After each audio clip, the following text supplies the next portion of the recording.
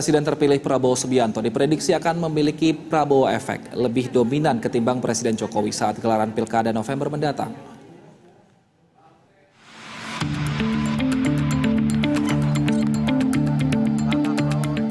Besarnya dukungan publik terhadap pemerintahan baru secara langsung menjadi modal politik yang signifikan bagi langkah politik pasangan presiden dan wakil presiden terpilih Prabowo Subianto dan Gibran Rakabuming Raka. Dalam survei Litbang Kompas periode 27 Mei hingga 2 Juni 2024, sebesar 61,6%, publik terutama kalangan yang menjadi pendukung Prabowo Gibran dalam pemilu lalu mengatakan akan mempertimbangkan pilihan pada sosok kepala daerah yang sejalan atau didukung oleh Prabowo Gibran. Menurut analisis Direktur Eksekutif Parameter Politik Indonesia Adi Prayitno, setelah presiden baru dilantik pada Oktober 2024 nanti, preferensi politik pemilih bisa berubah total. Menurutnya, Prabowo efek justru yang akan lebih dominan. Sementara menurut Ketua DPP Partai Golkar, Dev Laksono, dari hasil pemilu 2024, Partai Golkar mendapat loncatan suara yang cukup besar dari kemenangan pasangan Prabowo Gibran. Euforia masyarakat akan Pilkada 2024 nanti ini memang masih banyak urunan dari hasil pemilu 2024 yang lalu, di mana Presiden terpilih kita, Pak Jenderal Prabowo, menang dengan angka yang sangat fantastis, dan kami dari Partai Golkar dapat juga lonjakan suara yang cukup besar. Di DPR RI saja dari 85 kita berhasil menambah 17 kursi.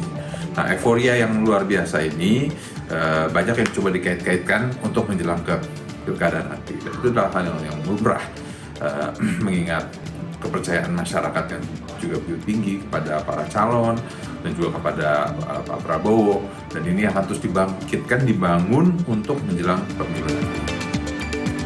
Lantas, seberapa besar pengaruh Prabowo efek terhadap Pilkada Jakarta? Untuk membahas sejauh mana efek dari sosok Prabowo Subianto pada Pilkada 2024 mendatang, kita akan membahasnya bersama dengan sejumlah narasumber. Ada Bang Habibur Rahman, Wakil Ketua Umum Gerindra, dan juga Bang Ciko Hakim, juru bicara Badan Pemenangan PDI Perjuangan. Selamat sore Bapak-Bapak. Selamat sore. Dan kami juga sebenarnya sudah mengundang pengamat politik Adi Prayitno, tapi hingga saat ini masih belum bergabung dengan kita. Saya akan membahas hal ini terlebih dahulu. Memang ada katanya Jokowi efek yang akan memberikan dampak pada tahun 2024 ini di Pilkada. Namun karena Prabowo akan dilantik pada bulan Oktober, artinya ada perubahan, ada shifting di situ. Itu menurut pengamat politik Adi Prayitno. Saya ke Bang Ciko. Bang Ciko, yang mana yang diuntungkan ini? Apakah menurut Anda apakah Prabowo efek ini akan lebih tinggi dibandingkan dengan Jokowi efek, di mana mungkin Jokowi masih tergabung dalam PDI Perjuangan? Sama-sama aja saya rasa. Kalau kita bicara efek, ini kita bicara efek terkait apa dulu gitu kan. Artinya kalau terkait dengan popularitas atau kesukaan publik terhadap tokoh-tokoh tersebut sehingga akan memilih calon-calon yang di-endorse oleh kedua tokoh tersebut, saya rasa bobotnya sama. Tapi kan yang mau kita hindari adalah jangan sampai yang dimaknai dengan kata efek itu adalah cawe-cawe dalam bentuk intervensi dan penggunaan aparatur. Nah, ini yang kita harapkan tidak terjadi. Tapi kalau terkait dengan tingkat kesukaan publik, saya rasa sudah cukup ya. Cukup dalam artian kedua tokoh ini, ya apapun itu harus diakui, mempunyai basis pemilih, basis penggemar dalam tanda kutip, ya kan, basis follower yang tentunya paling tidak akan mempertimbangkan pilihan-pilihan dari kedua tokoh. Jadi sesuatu hal yang biasa aja. Namun tentu kalau kita bicara terkait dengan efek dalam hal lain, misalnya karena dalam posisi kekuasaan, nah itu tentu juga sesuatu efek yang lain gitu ya. Nah, memang kalau setelah bulan Oktober presidennya yang insya Allah akan dilantik adalah Pak Prabowo, tentunya ada sedikit shifting lah dalam artian kekuatan dari efek itu sendiri. Tapi kan kalau kita mau jujur, hampir bisa dipastikan pilihannya Pak Jokowi dan Pak Prabowo ini sama. Jadi sebenarnya intinya sama-sama aja. Baik, saya ke Bang Habibur Rahman. Bang Habibur Rahman, ini kan memang Pak Jokowi pada saat Pilpres kemarin memang sudah sangat jelas untuk mendukung Pak Prabowo seperti itu. Nah ini kan kalau jika ada Jokowi efek dan juga Prabowo efek, artinya kan yang diuntungkan di sini adalah siapapun yang akan diusung Gerindra ini dinilai bisa saja akan naik suaranya. Nah tanggapan Anda seperti apa? Ya, tentu saya menanggapi dahulu pernyataan Pak Adi Prayitno ya, yang menjadi awal dari diskusi-diskusi kita hari ini soal Jokowi efek dan Prabowo efek. Menurut saya pendapat bahwa membandingkan lebih besar misalnya Prabowo efek dengan Jokowi efek adalah pendapat yang tidak tepat karena berbasiskan logika formalistik yang terlalu salah ya. Rakyat kita tentu berpikir kritis, tidak seformal apa yang disampaikan oleh Pak Adi Prayitno, hanya mengacu kepada siapa saat itu yang menjabat sebagai presiden aktif ya. Dalam prakteknya kita mengikuti di setiap pemilihan baik pemilu, pilkada ya, legislatif, pilpres ya, endorsement dari tokoh itu akan dinilai oleh masyarakat berdasarkan karakter dan rekam jejak sosok yang mengendorse. Kalau sosok yang mengendorse dikenal karakternya baik, ya track recordnya juga bagus, rekam jejak kinerjanya, rakyat sangat mungkin bisa dipengaruhi dengan endorsement tersebut.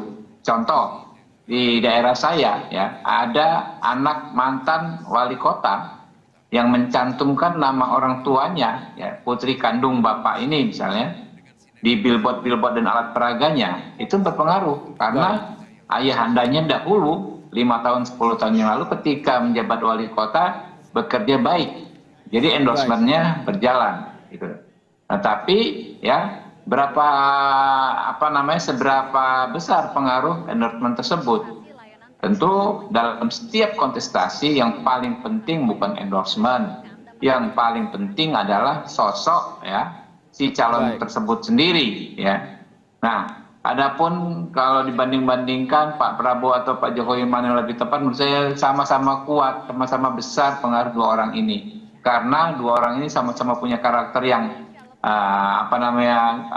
disukai oleh rakyat dan track record yang bagus ketika mereka duduk di pemerintahan ya. Pak Prabowo ya dengan Prabowo efek pernah ikut mendorong Pak Jokowi terpilih sebagai gubernur pada Pilgub DKI 2012. Pak Jokowi dengan Jokowi efek pernah membantu Pak Prabowo terpilih sebagai presiden 2024. Jadi ya nggak perlu kita banding-bandingkan mana yang lebih kuat. Justru kita lihat de facto ini kan tokoh yang manunggal.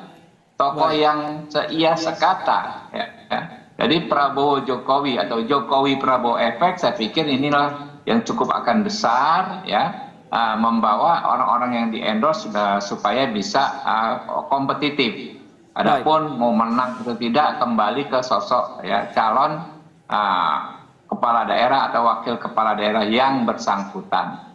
Baik, saya ke Mas Ciko. Mas Ciko, saat ini kan memang Prabowo sama Jokowi ini menjadi perbincangan karena menjadi tokoh politik yang Jokowi saat ini menjadi presiden dan Prabowo presiden terpilih. Nah, endorsement dinilai jadi salah satu poin untuk pemenangan di pilkada. Nah, apakah ada kemungkinan PD Perjuangan akan membuka koalisi-koalisi per daerah, Mas Ciko, dengan koalisi Indonesia Maju nantinya?